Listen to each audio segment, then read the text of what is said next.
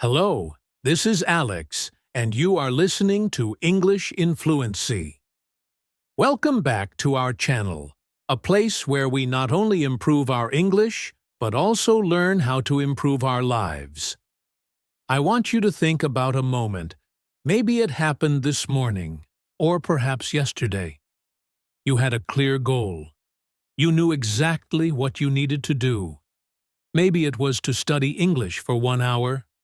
Maybe it was to go for a run, or write that important email, or finally start working on that big project.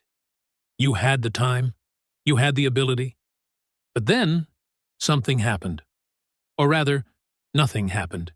Your mind, the very tool you rely on, just said no. It just refused. And suddenly, you found yourself checking your phone, just for a minute. That minute turned into 10, then 30.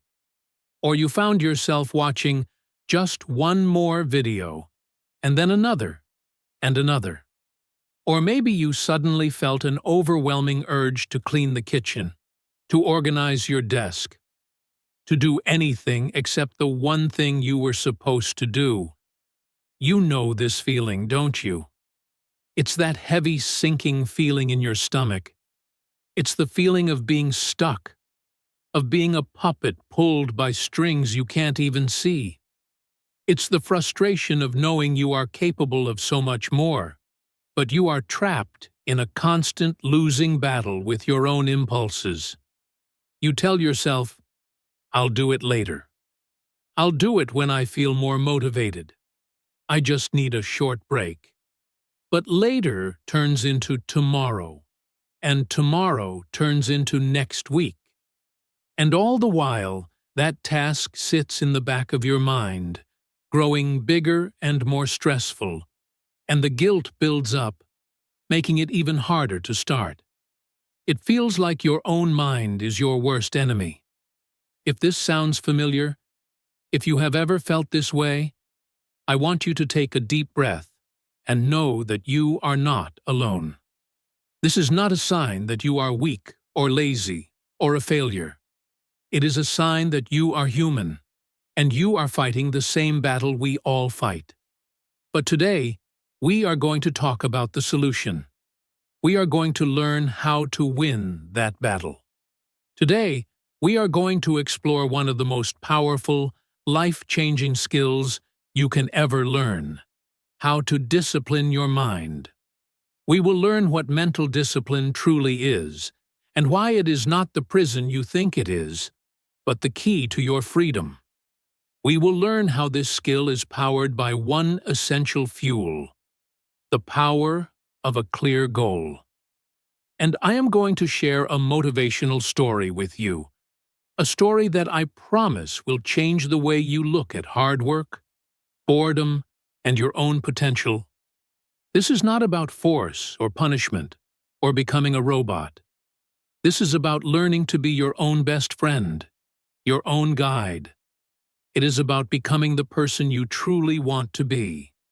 So please, get comfortable, silence those distractions just for a while, and let's begin this journey together. First, to win a battle, we must truly understand our opponent. And our opponent is not the phone. It is not the internet. It is not even other people. Our opponent is our own undisciplined mind. So what does an undisciplined mind truly feel like? What is it? It is important to know that it is not the same as laziness.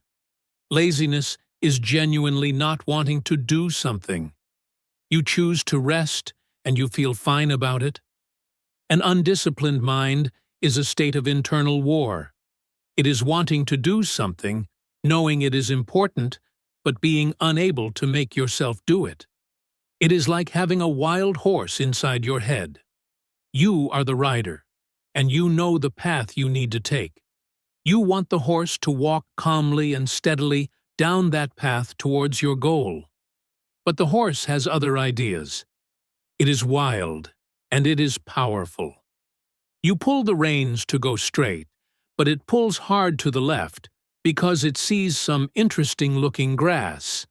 That's your phone buzzing. You try to get it to speed up, but it suddenly stops dead to look at a butterfly.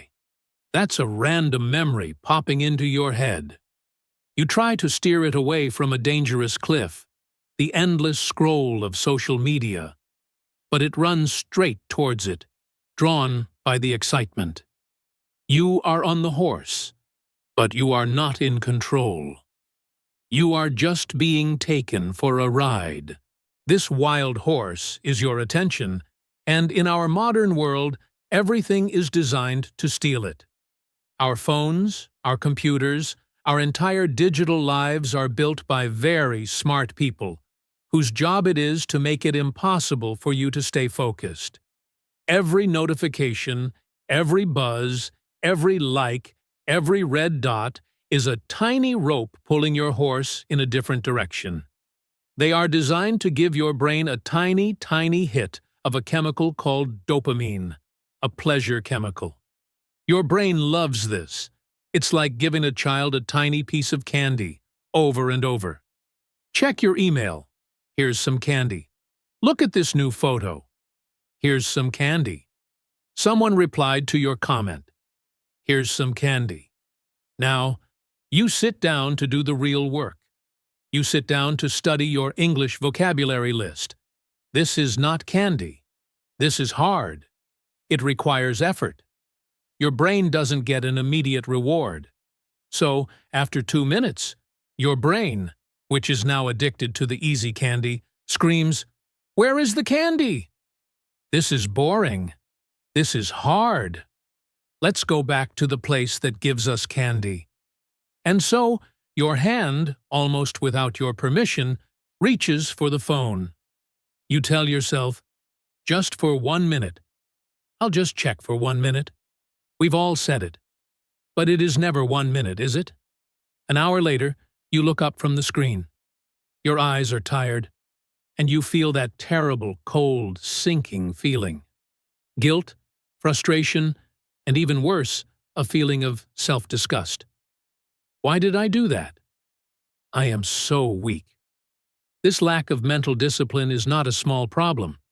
It is a poison that seeps into every single part of your life. It affects our health. It's not just choosing the sugary snack over the healthy meal one time. It's the process. It's knowing you have healthy food in the fridge, but your undisciplined mind wants the immediate pleasure, the easy dopamine hit. So you find yourself ordering fast food. You know you will feel heavy and sluggish and guilty afterward, but the wild horse wants the quick, sweet grass now. It cannot think about later. It's being unable to make yourself go to bed at a reasonable time, even though you know you will be exhausted and unfocused tomorrow. The now feeling of watching one more episode is more powerful than the later feeling of being healthy and rested. It affects our relationships. It's not just saying something angry in the heat of the moment, though that is part of it. It's the smaller, slower poisons. It's sitting next to your partner, or your child, or your parent, and while they are trying to talk to you, your mind is somewhere else. You are scrolling on your phone, giving them half of your attention. Your undisciplined mind is signaling to them that this glowing rectangle is more important than they are. It's promising to do a small, simple chore. I'll take out the trash in a minute. And then completely forgetting, because your attention was stolen. This breeds resentment. It breaks trust, tiny bit by tiny bit. It creates emotional distance, all because we cannot control where our focus goes. And most of all, this lack of discipline is the killer of our dreams. That big, beautiful goal you have, whether it's becoming fluent in English, starting your own business, writing a book, or finally getting into good physical shape, requires one thing above all else: consistent, daily action. That's it. It's not magic. It's not even talent most of the time. It is just doing the small, often boring, steps over and over again. An undisciplined mind hates small, consistent steps. It wants the big, exciting, glamorous result immediately. It wants to be fluent in a week. It wants to have a successful business in a month. When that result doesn't come quickly, the undisciplined mind gets incredibly bored. It says, "This is too hard. This is taking too long. This isn't working. Let's do something fun instead. Let's go find some candy." And so, our biggest, most important dreams stay as dreams. They are always just around the corner. Something I'll start next month. A goal for next year. They are beautiful clouds, but we can never touch them. Not because we lack talent, but because we lack the mental control to build the ladder. We are living life on easy mode, constantly choosing the path of least resistance. But the terrible irony is that this easy mode makes our lives so much harder. The stress, anxiety, and guilt that come from avoiding our work are almost always worse, heavier, and last longer than the stress of actually doing it. So, what is the solution? What does it mean to have a disciplined mind? When you hear that word, discipline, what do you picture? For many people, it's a very negative image. They picture a strict soldier, shouting and punishing. They picture a life that is gray and cold and boring. A life with no fun, no spontaneity, just work, work, work. They think it means forcing yourself to do things you hate all the time. This entire image is completely, 100% wrong. This is not discipline. This is punishment. And punishment does not work long term. True mental discipline is not about restriction. It is not about being a robot. It is about alignment. It is the simple, beautiful, powerful ability to align your short-term actions with your long-term goals. That is it. It is not a prison. It is a tool. In fact, it is the most powerful tool you have. It is the bridge that connects who you are today to the person you dream of being tomorrow. Let me be very clear. A disciplined mind is not a mind that feels no desire to procrastinate. It is not a mind that never gets distracted, or never feels lazy, or never wants to watch just one more video. That is not a human mind. A disciplined mind feels all of those things. It feels the urge to check the phone. It feels the boredom. It feels the desire for easy candy. The difference is, a disciplined mind sees that feeling, acknowledges it, and then chooses to do the important work anyway. It's the ability to pause, to create a tiny space between the impulse and the action, and in that space, to make a choice. It is the ability to be your own boss, your own guide, your own kind parent, instead of being a slave to every random thought, feeling, or notification that flashes through your consciousness. Let's use a different metaphor. An undisciplined mind is like a magnifying glass on a cloudy, overcast day. The sun's energy, your potential, is there. It's in the sky. But it is scattered, it is weak, it is diffused. You can hold that magnifying glass all day, but you can't do anything with it. You can't even warm your hand. A disciplined mind is that exact same magnifying glass, but on a bright, clear, sunny day. And you are not waving it around. You are holding it perfectly, completely still. You are focusing all of that scattered, weak energy onto one single tiny point. And what happens? That focused energy becomes so powerful, it can start a fire. It can burn through paper. It can create intense heat. That is what mental discipline does. It takes all your scattered thoughts, your scattered energy, your "I should do this," and "maybe I'll do that," and it focuses them on one single point. your goal. And with that focus, you become powerful. You become capable of making real, tangible change. You can start the fire. So, you see, discipline is not about hating fun. It is not about deprivation. It is the ultimate form of self-care. It is the ultimate act of self-love. When you practice discipline, you are telling yourself, my future self matters. My dreams matter. My long-term happiness is more important than this short-term, temporary, easy comfort. It's not a prison. It is the key to freedom. The person with an undisciplined mind is the real prisoner. They are a prisoner to their phone. They are a prisoner to their impulses. They are a prisoner to their moods. They can only work when they feel like it. The disciplined person is free. They are free to choose.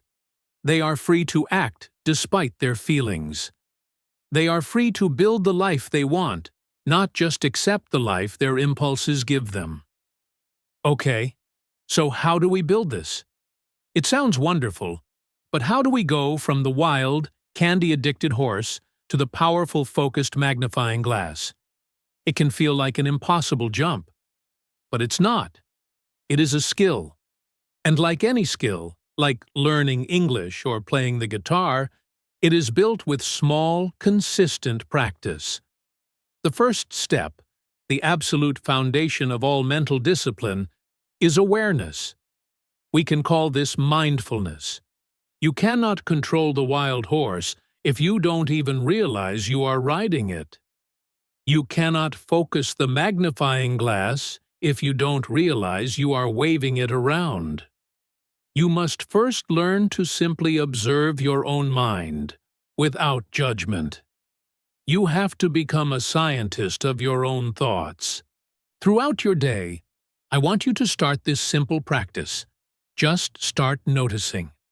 When you sit down to do your important work, and you suddenly feel that powerful pull, that itch to check your phone, don't just blindly obey it. Don't fight it. Don't get angry at yourself. Just stop for one single second and observe the feeling, as if you are a scientist looking at an interesting insect. Ask yourself, that is interesting. I am feeling a strong urge to open social media right now. What does that feel like in my body? It's a tension in my chest. It's a restlessness in my legs. Why am I feeling this? Am I bored? Yes. Am I afraid the work is too hard? A little. Am I just looking for a distraction? You don't have to do anything about it. You just have to see it. There it is, the urge to procrastinate. This simple act of noticing, of labeling the thought, creates a tiny, critical space. It is the space between the feeling and your action. In that small space, you find your power. You find your choice. You realize, I am not the urge. I am the one who observes the urge. And if you can observe it, you can choose not to act on it. Here is a simple, concrete practice you can start today. Right now, in fact. You only need 2 minutes. Just sit comfortably in your chair. You can close your eyes or just look softly at a spot on the floor. Your only job for these 2 minutes is to listen to your own breathing. Don't try to breathe in a special way. Just feel the air come into your body and feel the air go out. Notice the sensation. Is the air cool as it enters your nose? Is it warmer as it leaves? Just feel the gentle rising and falling of your chest or your stomach. Now, your mind will wander. I promise you, within 5 seconds, your mind will be gone. That is what minds do. It will start thinking about your to-do list, or what you're going to have for dinner, or something someone said to you yesterday. This is not a failure. This is the practice. When you notice your mind has wandered, your job is not to get angry or frustrated. I'm so bad at this. Your job is to gently and kindly, like you are guiding a lost little puppy, just say, "Ah, wandering," and gently escort your attention back to your breath. That's it. You will have to do this 10, 20, maybe 50 times in 2 minutes. Every single time you bring your attention back, you are doing one push-up for your brain. You are strengthening your focus muscle.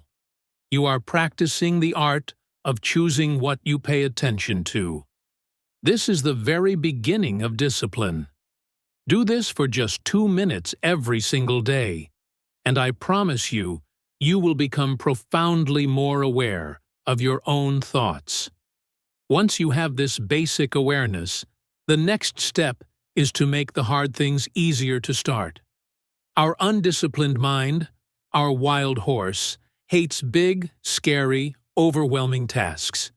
If your goal is clean the entire house, your mind will shut down. It's too much. It will run in the opposite direction. But if your goal is put one dish in the dishwasher, your mind says, "Okay, I can do that. That's easy.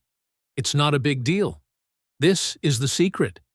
You must learn to break your big, intimidating goals into tiny, almost laughably small pieces. If your goal is study English for an hour, don't make that the goal for today. Make your goal open the textbook. That is it. Just open the book and put it on your desk. Or maybe your goal is read one single sentence. What happens is that starting is always the hardest part. There is so much friction, so much resistance to starting. But once you have opened the book, reading one sentence is easy. And after one sentence, your mind says, "Well, I might as well read the paragraph."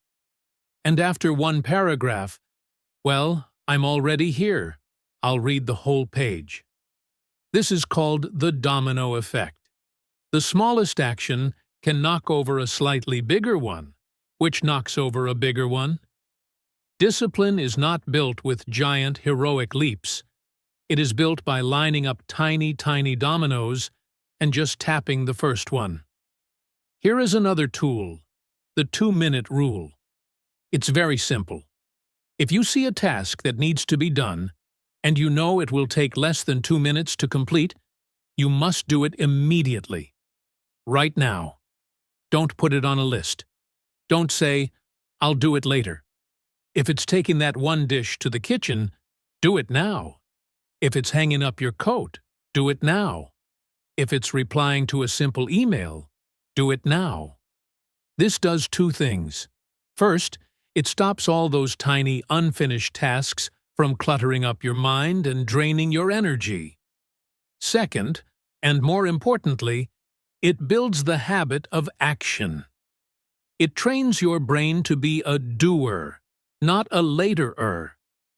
You are building a new identity, one small action at a time, as a person who does what they say they are going to do.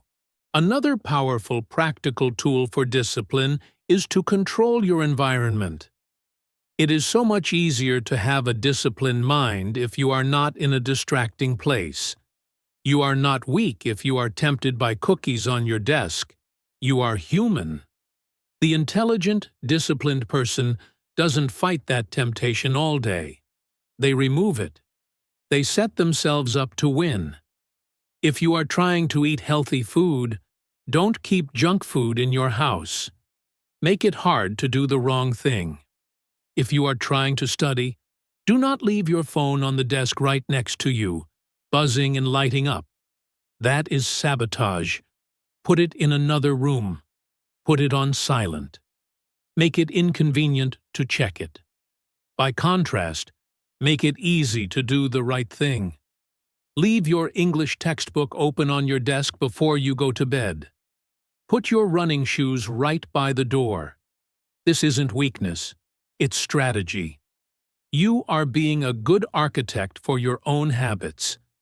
Create a dedicated space that is only for your focused work. When you sit at that specific desk, in that specific chair, your brain will learn, this is the place where we focus. This is not the place where we watch videos. This is not the place where we snack.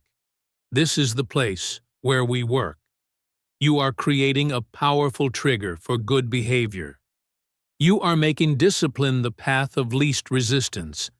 But even with all of this, with awareness and small steps and a perfect environment, there will be a moment when it just feels hard. You will be sitting there. You are doing the work. You are practicing your grammar, and your brain will scream in boredom. You will feel that powerful physical itch to quit. You will feel restless, uncomfortable, and agitated. This is the most important moment. This is the moment where real, unbreakable discipline is built. Most people think this feeling of discomfort is a stop sign. They think, this doesn't feel good. This is painful. This must mean I should stop. I should go do something that does feel good. The disciplined mind understands something completely different. It understands that this feeling of discomfort is not a stop sign. It is the feeling of growth. It is the feeling of your brain building new, stronger connections. It is the feeling of you getting stronger. It is the burn you feel when you are lifting a weight. If you stop at the first sign of the burn, your muscles will never, ever grow. If you stop at the first sign of mental boredom, your focus will never, ever grow. So, your job in that moment is to just stay. Just sit with the discomfort for one more minute. Acknowledge the itch. Wow, my brain really wants to quit right now. This is very uncomfortable. And then you tell it, I see you. I feel you. But we are not going to obey. We are just going to do 5 more minutes. Or we are going to finish one more problem. When you do this, when you willingly stay with the discomfort instead of running from it, you are rewiring your entire brain. You are teaching it a profound new lesson, that you don't have to escape discomfort. You are teaching it that you are strong enough to handle it. You are teaching it that you, the rider, are in charge, not the horse. This is a superpower. Learning to be comfortable with discomfort is perhaps the single most important skill for success in any area of life. Now, all of this, the awareness, the tiny steps, the environment, handling discomfort. This is the how of discipline. This is the engine. But it is very, very difficult to get this engine to run if you don't have any fuel. Discipline for the sake of discipline is just a chore. It is gray, and it is joyless, and it will not last. To make discipline sustainable, to give it energy, to make it something you want to do, you need fuel.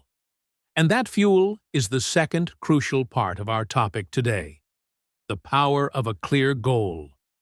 A clear goal is the why. It is the reason you are doing all this hard work. It is the destination on your map.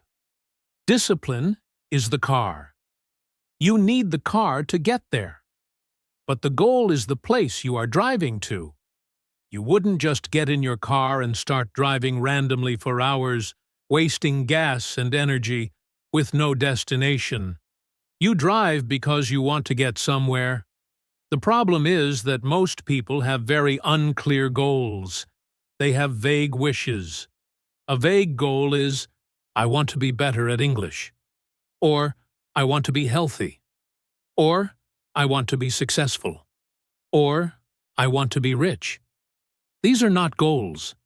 These are dreams. They are not clear. How do you know when you are better? How do you know when you are healthy? Your brain, which is a very logical tool, doesn't know what to do with a vague wish. It's like getting into a taxi and telling the driver, "Take me somewhere nice." The driver can't help you. He'll just drive around, and you will get frustrated. You need to give him an address. A clear goal is an address. It is specific. It is measurable. And it is deeply, emotionally exciting to you. Let's transform those vague wishes into clear goals. I want to be better at English becomes I want to be able to have a 30-minute, comfortable, fluent conversation with a native speaker about my favorite hobby, and I want to do this by this time next year. Or, I want to be able to watch a 1-hour English language movie without subtitles and understand 90% of the conversation. I want to achieve this in 6 months. Now, your brain has an address. Now it knows what to do. Now it can make a plan. I want to be healthy becomes I want to have the energy to play with my children for an hour without getting tired. To do this, I will walk for 30 minutes, 5 days a week, and I will eat 1 healthy green vegetable with every dinner. This is clear. This is an address. A clear goal is not just a plan. It is a filter for your life. When your goal is crystal clear, making decisions becomes incredibly simple. When you are offered a choice, you no longer have to debate it. You just ask one simple question. Does this action move me closer to my goal or further away? It's Saturday night. Your goal is to understand that movie in 6 months. Your friends invite you to a loud party, and you know you'll be out until 3 a.m. You ask the question, does staying up until 3 a.m. and being exhausted and hungover tomorrow move me closer to my goal? The answer is clear. No. It moves me further away because I will be too tired to do my 30 minutes of listening practice tomorrow. Suddenly, saying no is not about depriving yourself. You are not missing out. You are making a trade. You are trading 1 night of short-term fun for your real, long-term, important dream. The no you say to the distraction is actually a yes you are saying to your goal.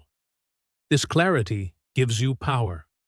And finally, your clear goal is your emotional fuel. It is the why that will get you through the how.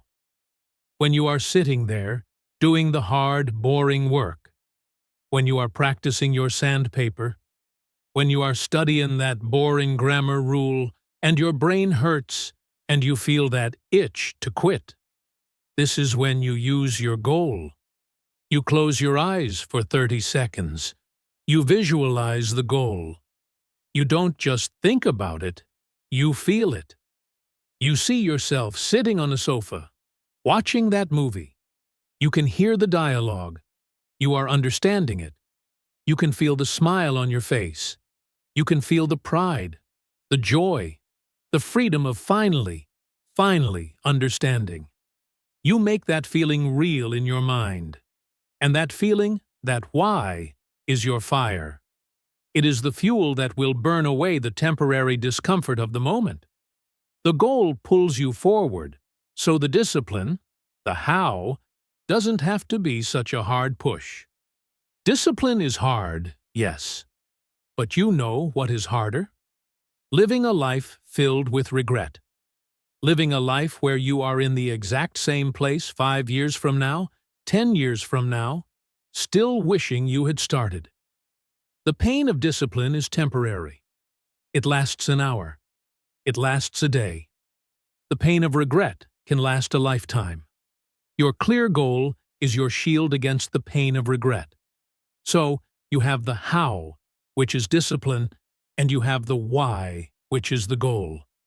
Now, I want to share a story with you. This story is about how these two powerful forces come together to create a truly remarkable life. It is the story of a young woman named Clara and an old carpenter named Mr. Elias. Clara lived in a small, forgotten town called Riverbend. The town was nestled in a beautiful green valley, but it was a town that was fading. The paint on the houses was peeling and gray. The shops on the main street were often closed, their windows dusty. The town square, once a place of laughter and markets, was quiet and empty. The saddest building of all, the one that broke Clara's heart, was the old community hall. It sat in the very center of town, a large, once beautiful wooden building that had been the heart and soul of Riverbend. Dances, town meetings, weddings, and celebrations used to happen there. But now, its roof was sagging dangerously. Many windows were just dark, empty holes. Weeds as tall as a person grew up through the wooden steps. The town's spirit, its very identity, seemed to be rotting away along with that building. Clara loved her town, and she was young, and she had a secret. In a worn brown notebook, she would sketch. She wasn't just sketching the old ruined hall, she was sketching it as it could be. She drew new, shining windows. She drew a strong, proud roof. She drew a bright blue door, a color of hope. And inside, she drew people. She drew people laughing, children playing, and in one quiet corner, she drew a small library filled with books. This wasn't just a drawing in a notebook. It was her goal. It was clear, it was specific, and it was deeply, powerfully emotional for her. She wanted to bring her town back to life, and she just knew, that this hall was the key. But she was not a builder. She was not an architect. She was just a girl with a notebook full of drawings. She showed her sketches to her parents. They smiled, but it was a sad, tired smile. "Clara, these are beautiful," her mother said, patting her hand. "But it's just a dream, dear. Where would we get the money? No one in this town knows how to do this kind of work anymore. It's impossible." Her friends, the few who hadn't already left for the city, told her to be realistic. "Why do you care about that old pile of rotting wood?" they would ask.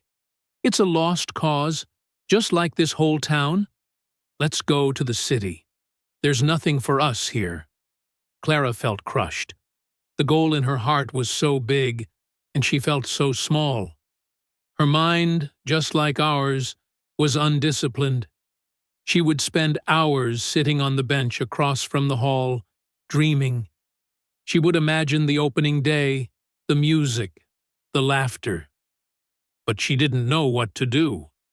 She didn't know the first step. Her dream was a beautiful, inspiring cloud, but she couldn't build a house with a cloud. She would go to the library to research, but she would get overwhelmed by the huge, complicated books on architecture and engineering. She would feel hopeless, and she would end up just reading a novel instead, escaping into someone else's story because her own seemed too hard.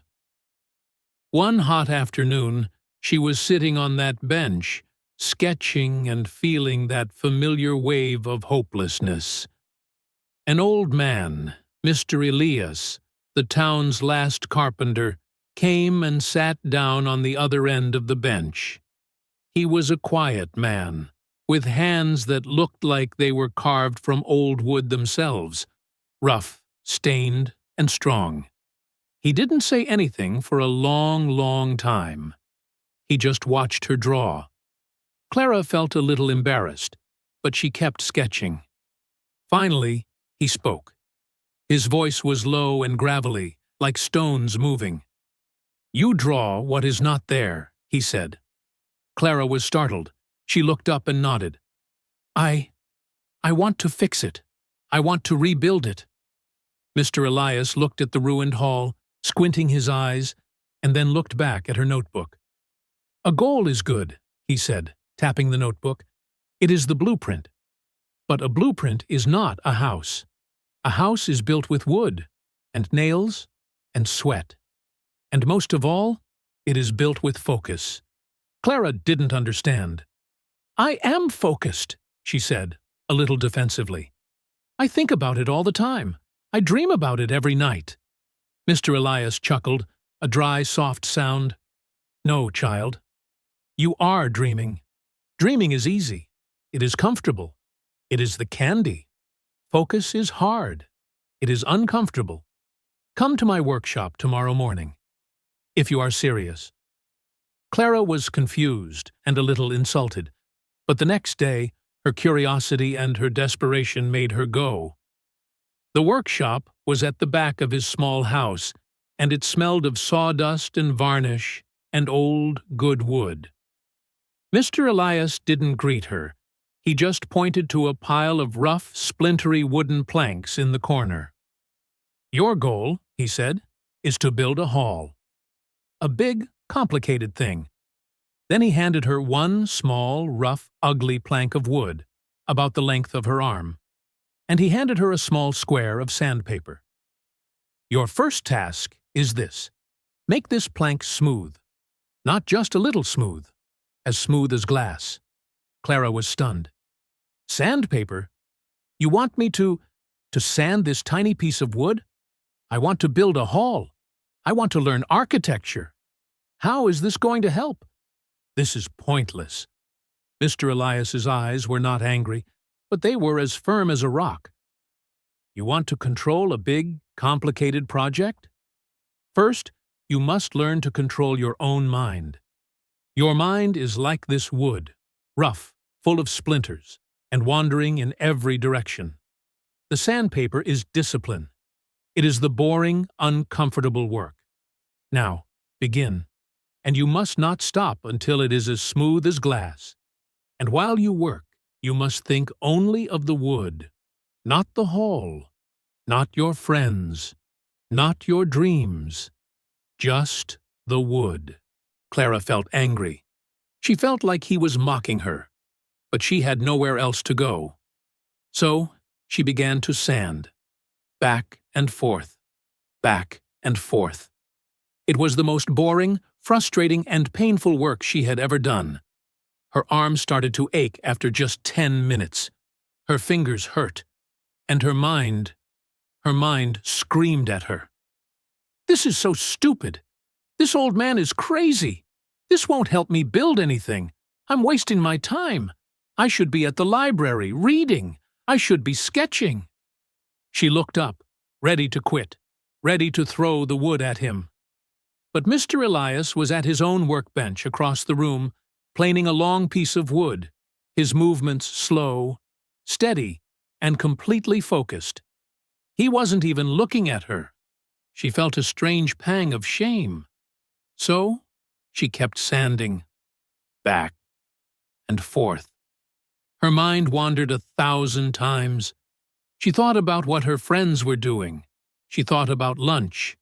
She mentally replayed a conversation from yesterday. Each time her mind wandered, she would hear his voice in her head. Just the wood. And, angrily at first, she would force her attention back. Back to the feel of the sandpaper against the plank. Back to the tiny scratches it was making. Back to the smell of the dust. She came back the next day. And the next. And the next.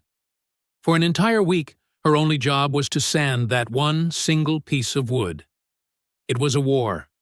It was a war between her burning desire for the goal, the hall, and the agonizing boredom of the process, the sandpaper. This was her moment of discomfort. By day 3, she hated the wood. She hated the sandpaper. She hated the ache in her shoulder. She hated Mr. Elias, but she kept coming back. Why? What was her fuel? It was her why. It was the clear, beautiful goal. The image of the children laughing in the new hall. That was the fuel that made her pick up the sandpaper, even when she wanted to throw it across the room and run away. She was learning to endure boredom. She was learning to tell her own screaming mind, "No, we are not stopping. We are finishing this." Then, on the 7th day, something changed. She picked up the wood and the sandpaper, and she began. But the fight was gone. Her mind wasn't screaming. It had become quiet. She was just sanding. Back and forth. She wasn't fighting her mind anymore. She started to notice things she hadn't before. The beautiful, swirling patterns of the grain, the way the color of the wood changed as she worked. She was no longer dreaming of the future haul or regretting the past. She was perfectly, completely focused on the present moment, on the task. The sound of the sandpaper was the only sound in the world. After many hours, she stopped. She looked at the wood. It was not just smooth. It was beautiful. It shone in the light, like polished stone. It was warm to the touch. She brought it to Mr. Elias, holding it carefully in both hands. He didn't look at it first. He took it, closed his eyes, and just ran his rough, calloused fingers over the entire surface. He did this for a long time. Then, a small, slow smile spread across his face. "Good," he said. He opened his eyes and looked at her. "You did not just smooth the wood, Clara. You smoothed your mind. You taught it to obey. You taught it to focus, even when it was bored. Now you are ready to learn." Clara's real training began. But Mr. Elias didn't teach her grand architecture, not at first. He taught her process. He made her repair a broken wooden chair. It was not glorious work. She had to meticulously clean off the old sticky glue. She had to measure a new piece of wood 10 times before he would let her cut it. She cut it crooked the first time and had to throw it away and start over. She learned the frustration of setback. She had to sand that piece, too. This small, broken chair was a microcosm of the big hall. It taught her patience. It taught her that work is not always exciting. It taught her the discipline of finishing. After the chair, he made her learn math, the hard, boring kind, physics, how to understand the forces in a piece of wood. When her mind wanted to wander and dream of the finished hall, she would remember the sandpaper. She would bring her focus back to the one equation in front of her. She learned in her bones that a great haul wasn't one big, exciting action. It was 10,000 tiny, boring, disciplined actions. It was measuring twice, and then measuring a third time. It was drawing a line perfectly straight. It was adding a long column of numbers and checking it. Her clear goal, the image of the children playing, was the fire that kept her warm. But the discipline she learned from that first piece of wood, that was the tool she used to cut every single plank. Years passed. Clara's journey was long and hard. She had to leave Riverbend. She got a scholarship to a technical college in the city. It was lonely. It was difficult. She was studying blueprints and material strengths while other people her age were going to parties. Many, many times she wanted to quit. The itch to escape, to go home, to give up on the impossible dream was always there. But every time it got too hard, she would close her eyes. She would see two things. First, she would see the sagging, ruined roof of the old hall. Then, she would see her own hands holding that first, perfectly smooth, beautiful piece of wood. She would remember Mr. Elias's voice. Focus. Just the wood. Just the equation. Just the next step. Her why, the goal, and her how, the discipline, were her anchors in the storm. One day, a long time after she had first walked into that workshop, Clara returned to Riverbend. She was no longer just a girl with a notebook. She was an architect. She was an engineer. She called a town meeting. Everyone gathered in the town square, right in front of the ruined hall. They looked at her, skeptical. She was still just Clara to them. Then she unrolled her blueprints. They were not just sketches. They were real, professional plans with measurements and budgets and material lists. She explained how they could use reclaimed wood from an old barn.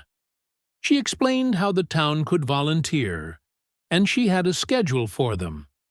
She explained how she had already applied for and won 3 different historical preservation grants.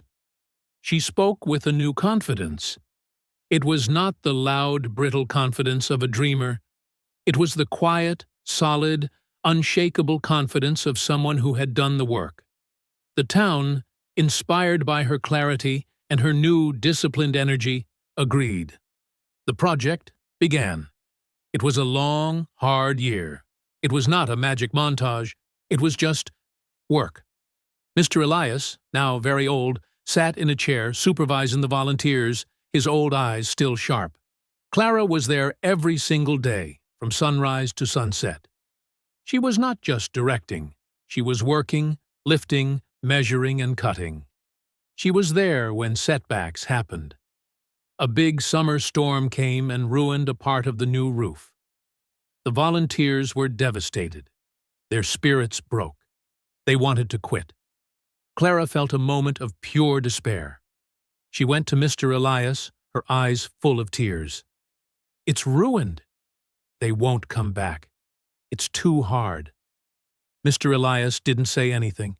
He just pointed to his workshop, where a pile of rough planks always sat. "The work is not done just because it is hard, Clara," he said softly. "It is done when it is finished. Focus. Not on the whole roof. Just the next plank." So Clara went back. She picked up 1 plank and 1 hammer, and she started, all by herself. And the next day, seeing her there, 2 volunteers came back. And the next day, 10. They finished the roof. Finally, the day came. The new Riverbend Community Hall opened. It was beautiful. It was real. It was exactly as she had drawn it in her notebook all those years ago, but it was solid. You could touch it. The bright blue door opened, and the children, the next generation of Riverbend, ran in, their laughter echoing off the strong new walls. The little library in the corner was full of books. An old couple who had their very first dance in the old hall were the first to dance on the new floor. Clara stood in the back, watching, her hands covered in paint and sawdust. Mr. Elias stood next to her. He didn't say, "Congratulations," or "You did it."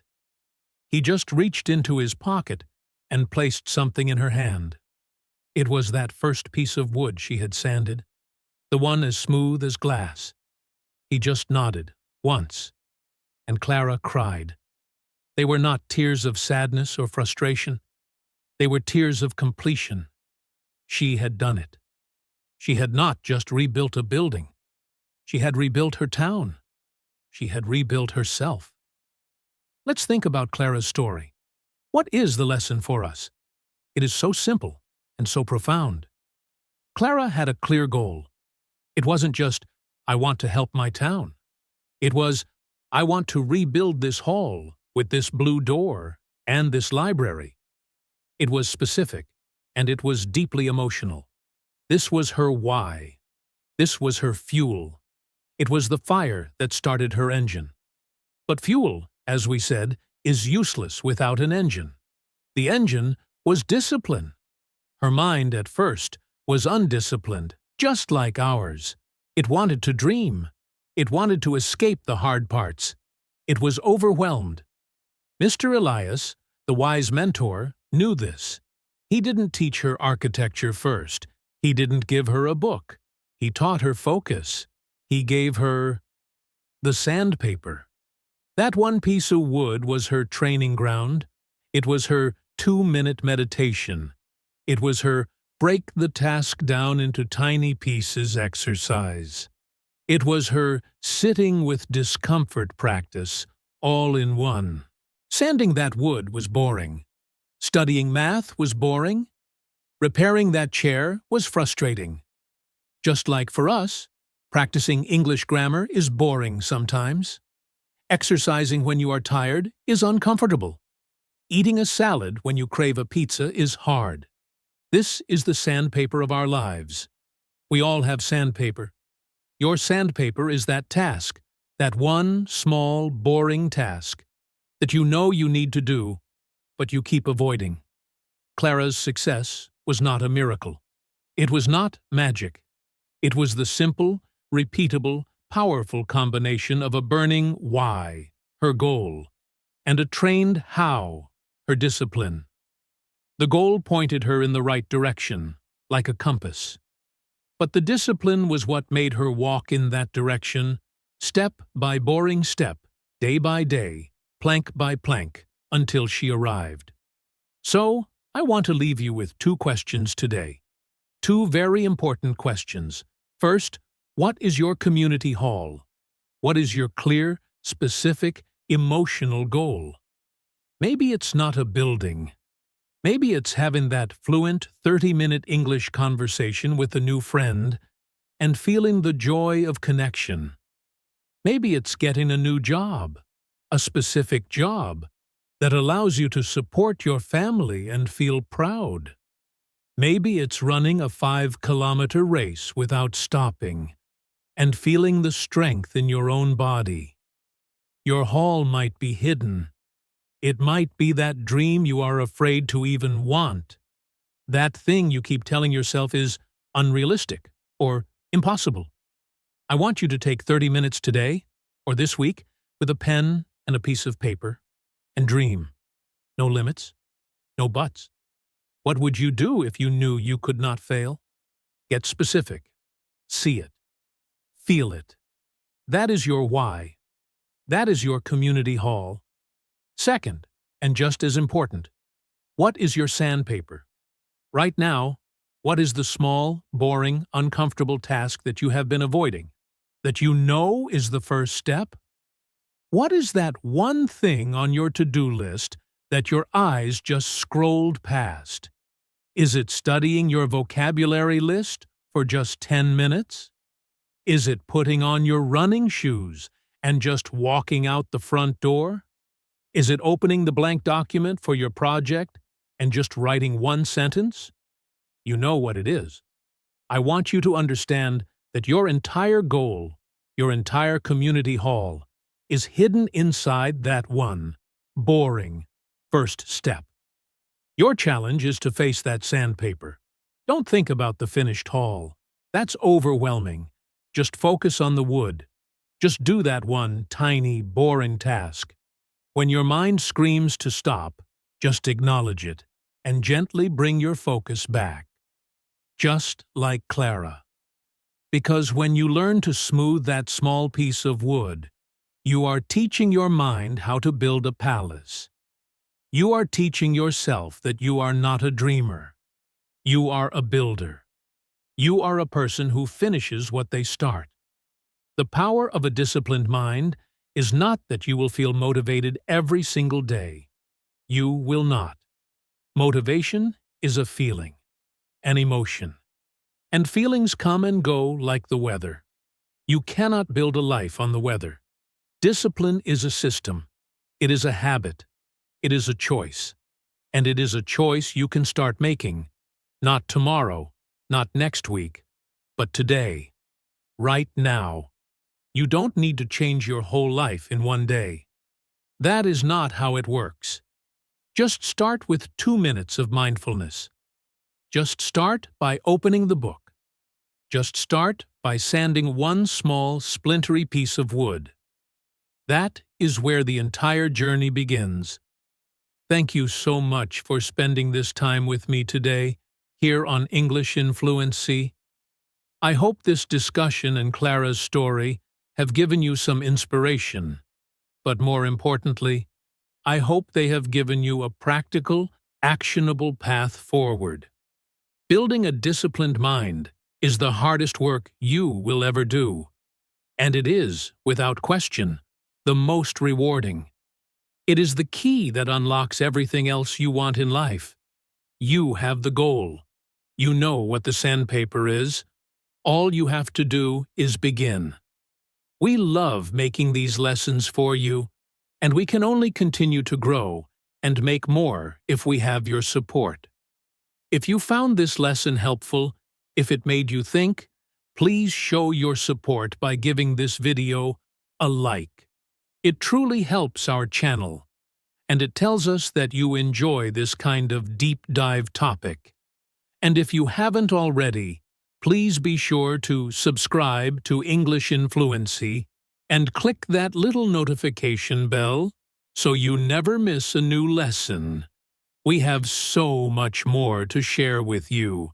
But the most important part of this channel is our community. It is you.